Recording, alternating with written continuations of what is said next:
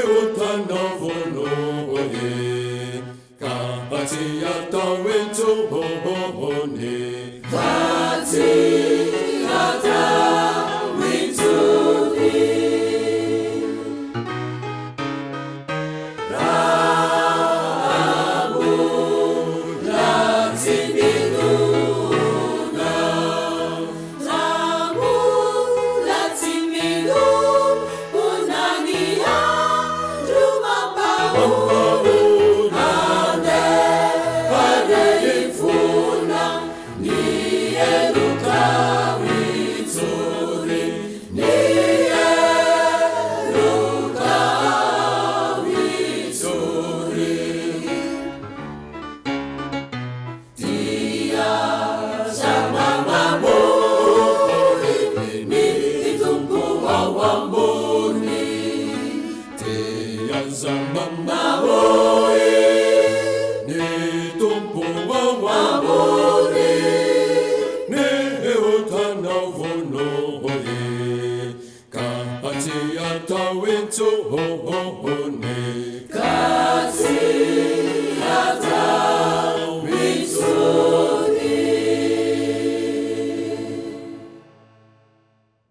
ivavaka isika.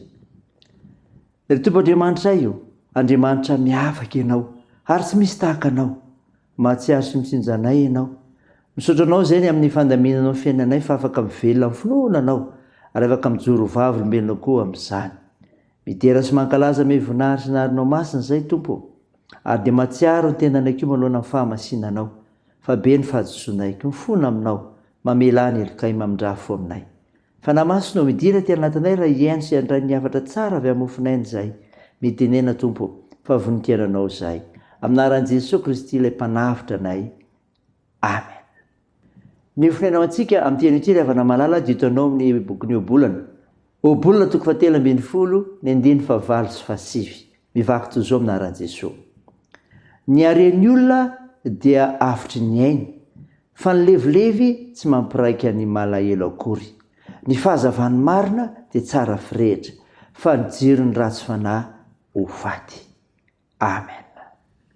Ray masino manamasinanay amin'ny fahamarinana, ny teninao ny fahamarinana. Amen. Ray havana malala ho aminao hatrany ny fiadana avy amin'ilay Jesosy Kristy mpamonjy antsika, ilay efa nandresy ny fahafatesana ary fandresenao anao koa.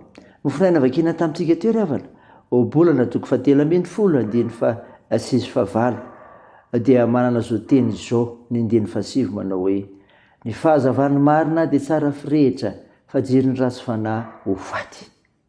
Koa noho izany, aoka irehitra ny jironareo, aoka irehitra ny jironareo. Mamirapiratra tsara, miavaka amin'ny lafy maro ny mpino, voalaza eto fa tsara firehitra, zany hoe mazava tsara, mateza ny vokatry ny asany. Ny faharetany dia ahafahana sady manavaka ny marina sy ny meloka, ny mpino sy ny jetilisa, araka ny voasoratra hoe: ary zay endry dia mirapiratra toy ny famirapiratry ny lanitra, ary zay mamerina ny maro amin'ny fahamarinana dia tahaka ny kintana mandrakizay tory.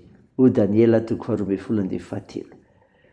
Hita taratra amin'ny fiainana andavanandro ny fahazavan'ny mpino, ny fandehanany amin'ny fahamarinana sy ny fahamasinana, fitondratena mendrika, ny finoana miredareda, ny fahazotoana amin'ny fanompona, mijoro fanasina sy fahazavana hatrany ny mpino araka amin'ny baiky ny tompo.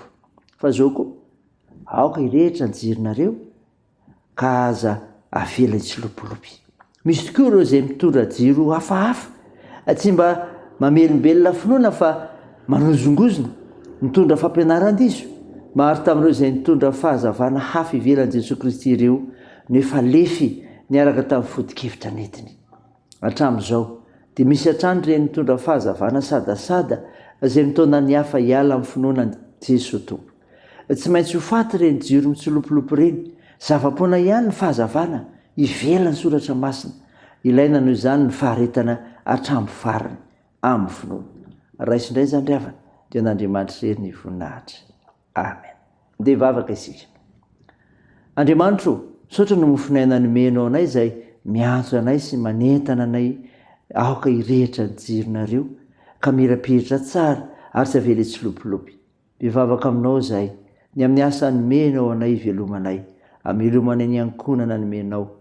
Omeo anay ny fahazavanao amin'ny asa nomenao anay, ary dia taio izany amin'ny fahaizanay manaja sy misaotra anao Andriamanitra. Tompo, meo asa ireo mitady izany.